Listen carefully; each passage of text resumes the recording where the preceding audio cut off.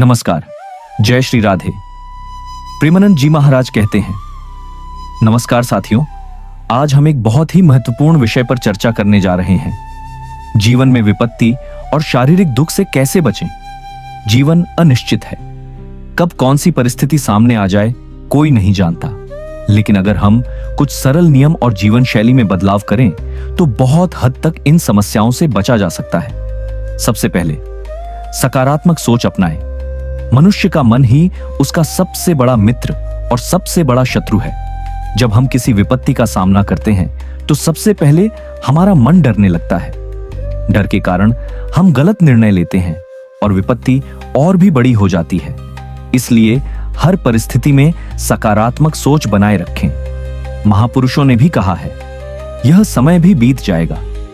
जब हम यह मान लेते हैं कि हर दुख अस्थायी है तो उसका असर हमारे मन और शरीर पर कम हो जाता है। संतुलित दिनचर्या अपनाएं। आज की भागदौड़ भरी जिंदगी में हम अपनी दिनचर्या का ध्यान नहीं रखते। देर रात तक मोबाइल चलाना, अनियमित भोजन करना और पर्याप्त नींद न लेना, ये सब हमारी शारीरिक और मानसिक समस्याओं का कारण बनते हैं। अगर हम रोज सही समय पर सोएं, समय पर उठें, पौष्टिक भोजन करें और योग प्राणायाम करें तो शरीर की रोग प्रतिरोधक क्षमता बढ़ती है। इससे न केवल बीमारियां दूर रहती हैं, बल्कि विपत्ति का सामना करने का मनोबल भी बढ़ता है। आध्यात्मिक जुड़ाव रखें। कई बार हम ऐसी समस्याओं में घिर जाते हैं जहां से निकलना असंभव लगता है। ऐसे समय में ईश्वर का ध्यान, भजन, ध्यान और प्रार्थना अद्भुत शक्ति देते हैं। हर दिन थोड़ा समय भगवान के नाम, ध्यान या भजन में बिताएं। इससे मन में शांति बनी रहती है और विपरीत परिस्थितियों में भी हम डगमगाते नहीं। ध्यान और प्राणायाम का अभ्यास करें। ध्यान और प्राणायाम न केवल मानसिक तनाव कम करते हैं, बल्कि शरीर को भी स्वस्थ रखते हैं। अनुलोम विलोम, कपालभाति और भ्रामरी प्राणायाम शारीरिक रोगों को दूर करते हैं और मानसिक मजबूती प्रदान करते हैं। रोज सुबह 15 से 20 मिनट का प्राणायाम और 10 मिनट ध्यान करने से अनेक रोग और मानसिक समस्याएं अपने आप दूर हो जाती हैं। सच्चे संबंध और सहयोगी मित्र बनाए रखें।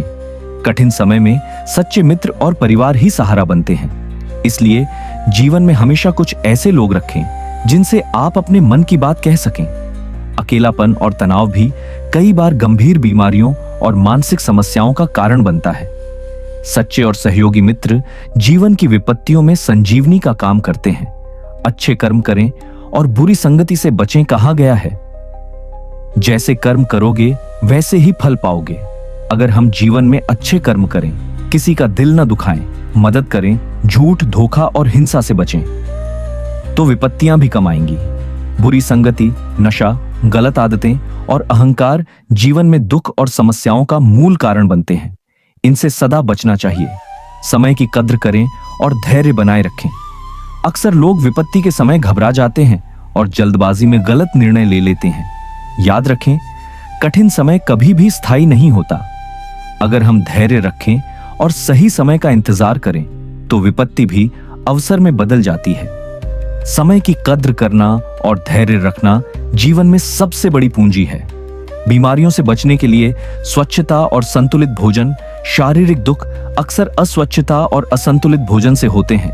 रोज नहाना, हाथ पैर धोना, ताजा और पौष्टिक भोजन लेना और जंक फूड से परहेज करना चाहिए।